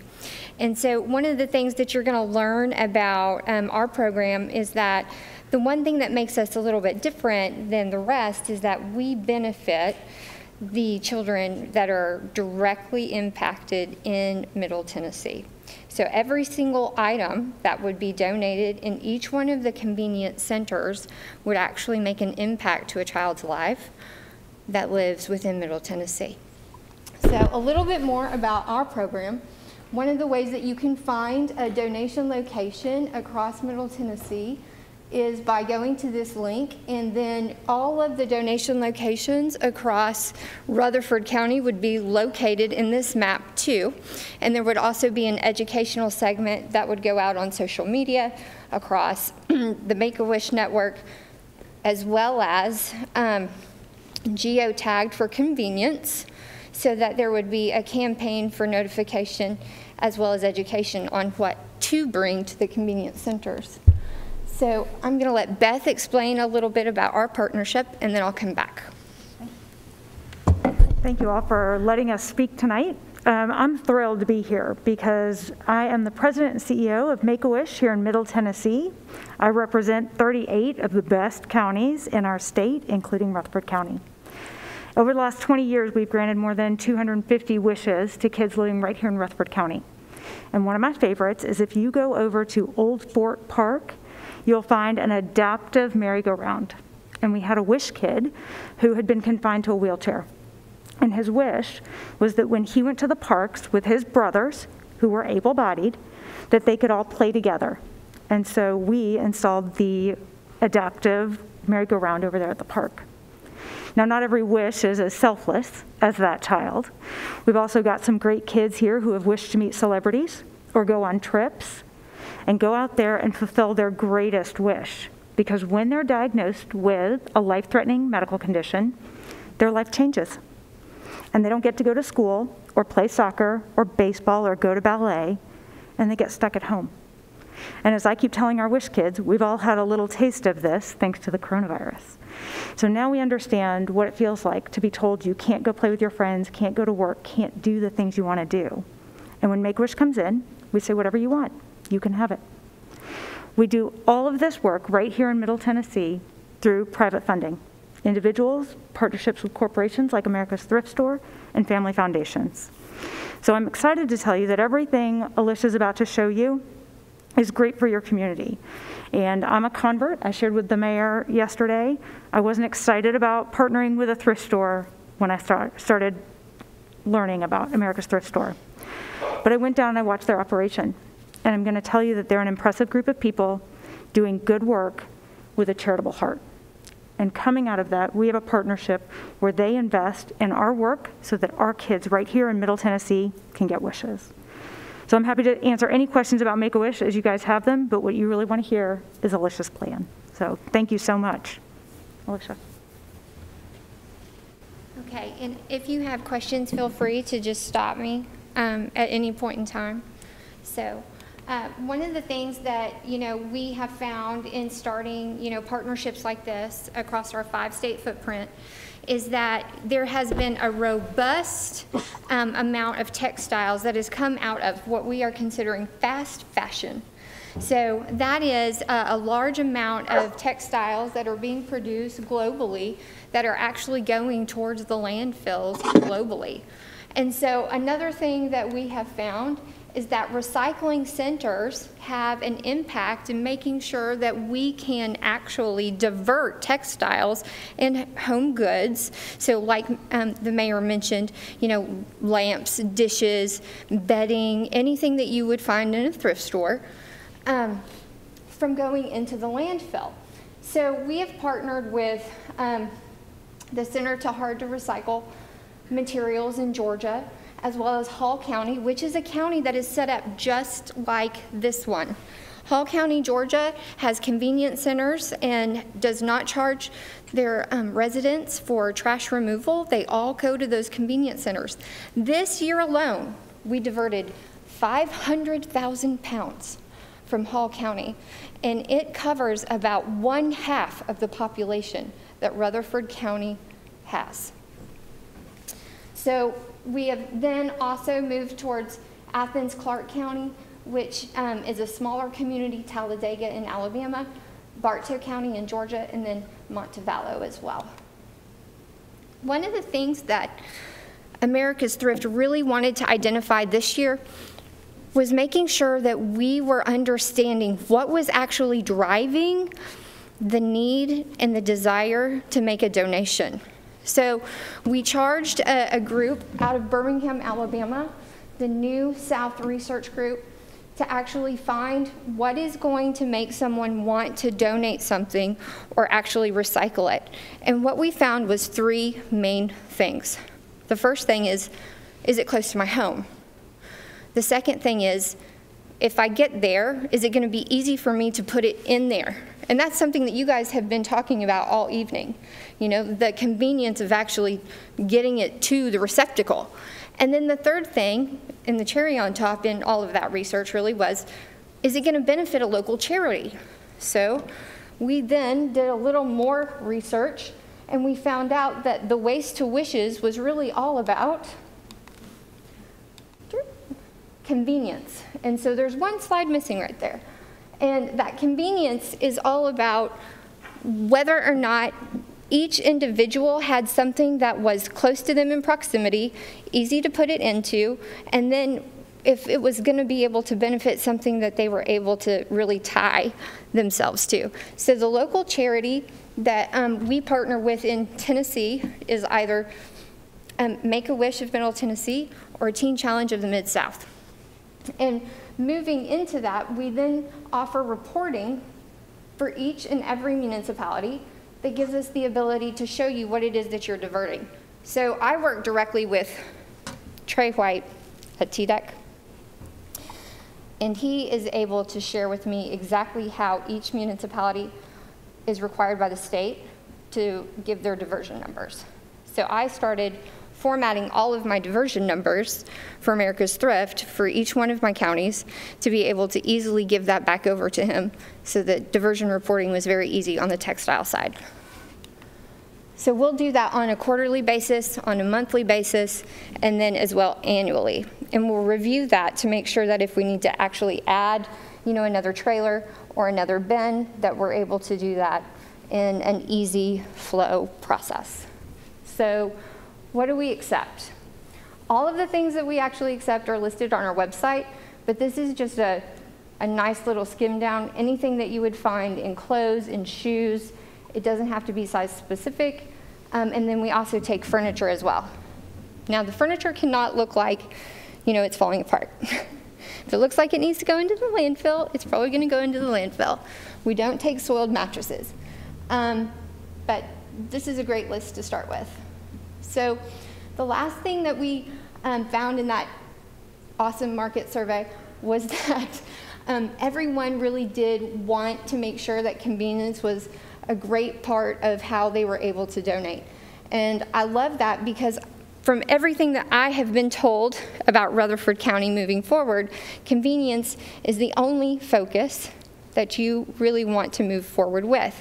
So we have optimized a process that every month we do an annual audit and then a monthly audit, to where if it's not getting the donations in what we think it should be getting based upon the traffic that's going into the center, then we will actually move or put in a different device or put in a different receptacle or add an additional person to the trailer, just to make sure that we're actually capturing all of the donations that we possibly could.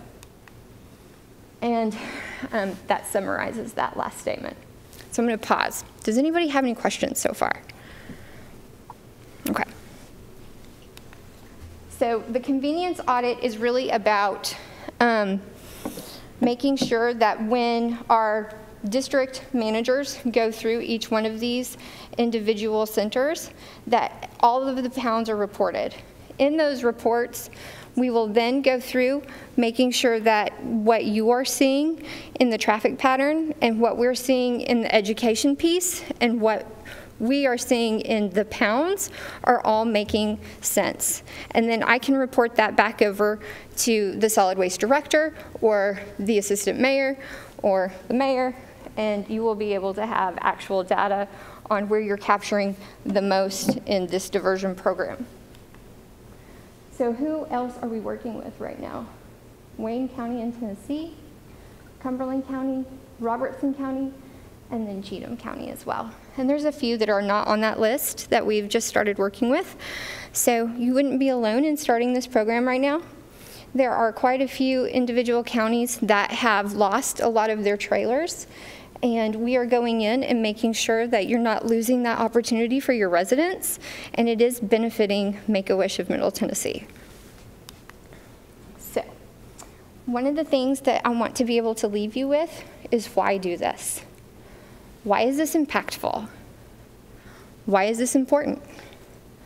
Because when you choose to work with America's Thrift, you're able to actually make a difference in the children's lives that live in your own community.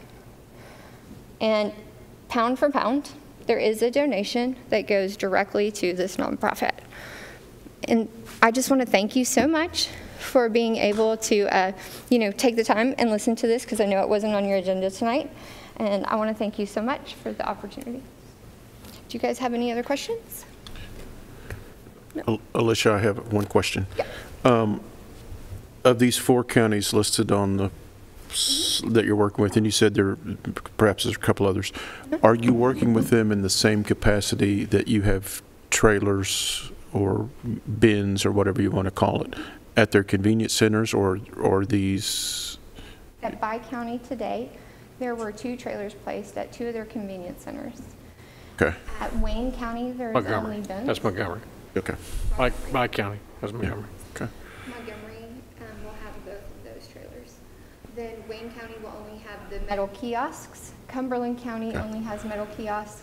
Robertson County only has metal kiosks, so donation bins. And then also Cheatham County will only have metal kiosks. All right. In that review that I spoke of, When we see that there is a robust amount of donation, we will move from bins to trailers. And in the review, when we find that we've placed a trailer and it's not performing at the rate that we would like, we will move to bins. And so that is something that is in continual conversation, and we would use the data to support why we would make this decision or propose to make that decision. Thank you. Any other questions? Do you have any last words? Thank you. Yep. Thank you all again. We appreciate it. Thank you, ladies. Very nice. Very nice. Thank you. All right. Any other business? Deputy to the Mayor. Mr. Chairman, just wanted to kind of give you a report from Becky on our RFPs. She sent out, she said 30 plus RFPs as of today, but as of tomorrow, she's sending out 5 more requests. She knows it's kind of late, but they've requested RFPs and she's going to send them out. So also wanted to mention that there's going to be a joint meeting February the 17th. That's on a Wednesday with Purchasing and Public Works. You may already be aware of that, but just reminding you of that because the 15th was President's Day when we had that stall in between right when the RFP is getting done and finished and approved to get out. We set that back as far as the time frame of that RFP coming in. So it will be noon the 17th on that when they'll be due, and then also y'all meet in a joint meeting with Purchasing and Public Works to open the bids that night. She's sending Purchasing, I think, would be 4:30? 4:30. 4:30 would be Purchasing. So it'd be a joint meeting with both Public Works and y'all. And then she's sending out questions tomorrow to us, and we'll be reviewing those as well as Mac, on those questions. And she wanted to make you aware that anytime you wanted to call her or send her an email, that she'd be glad to talk to you individually on any of the RFP information or the process at all, so wanted to make that available to you as well. Thank you, Steve. I've got a question for Mr. Sandlin, if you got a minute. Yes, sir. The RFPs that they're going to send in, are they legal binding contracts? Or is it just a suggestion of what it will cost? I'm not for sure. If they're not legal binding contracts, why are we involving another committee other than this one for the opening of the RFPs? Through a process and the way we're set up as far as opening up RFPs, it goes through Purchasing.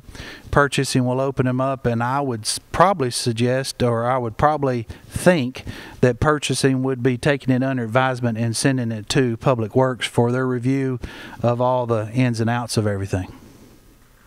So if they're not a legal binding contract, how does it differ from the RFI that we opened in this room without another committee being involved? Request for information is a whole different deal than request for proposals. So I'd say it probably is a legal binding contract, but I don't know that for sure as far as I'm not an attorney. I'm just trying to learn something. I try to learn something every night I come up here. Me too. Thank you. Thank you, sir.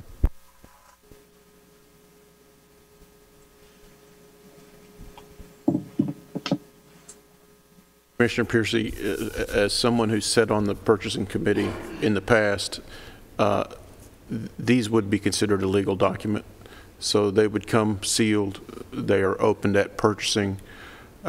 Typically, particularly with this amount of volume, whatever committee is requesting the goods, they're given back to that committee. They take those under advisement, and this will take some time to go through those. And because ultimately is a strong word. In a perfect world, we would select one or multiple of these RFPs to do business with. We may not select any. We may think they're all bad, but ultimately we would enter into a contract with one or more of these people.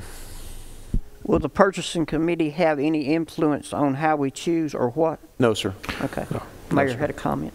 No, they won't, Mr. Chairman, and Commissioner Piercy, they will not, but because they are tasked as the purchasing committee. It's just procedural. It's procedural that we ran all the traps on this with legal. Mr. Christensen said that because they are the designated committee appointed by the commission, they will open these proposals, then hand it over to this committee. This committee then in turn will take it under advisement, is how I see this playing out.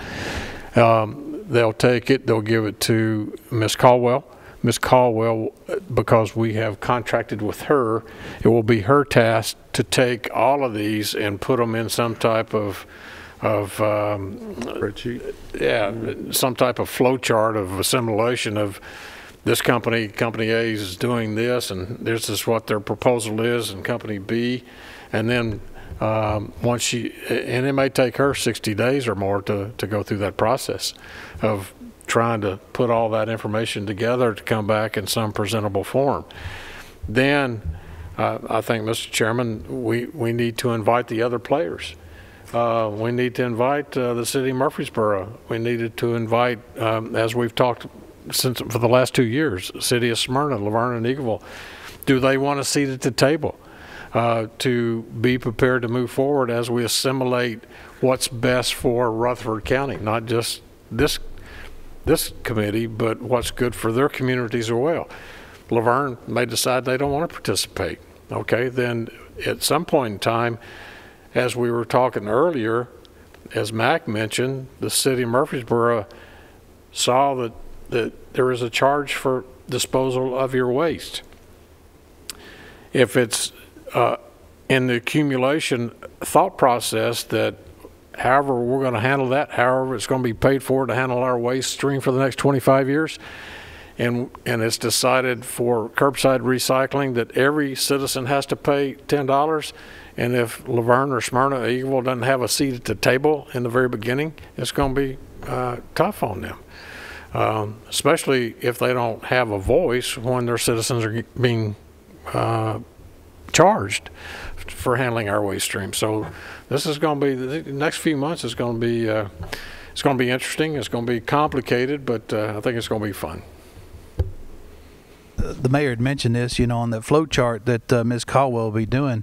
I'm sure it will kick out some of these folks that actually did not comply with the RFP demands. So those would be in another list or another column with these didn't comply and the reasons why or whatever, and then it goes in and will flow everything out to where you have the full spectrum of all the applicants that had turned in and where they stand within the RFP requests. Thank you. All right, gentlemen, we made progress today. I look forward to continuing, keeping the ball rolling. Meeting adjourned. Thank you for your time and effort.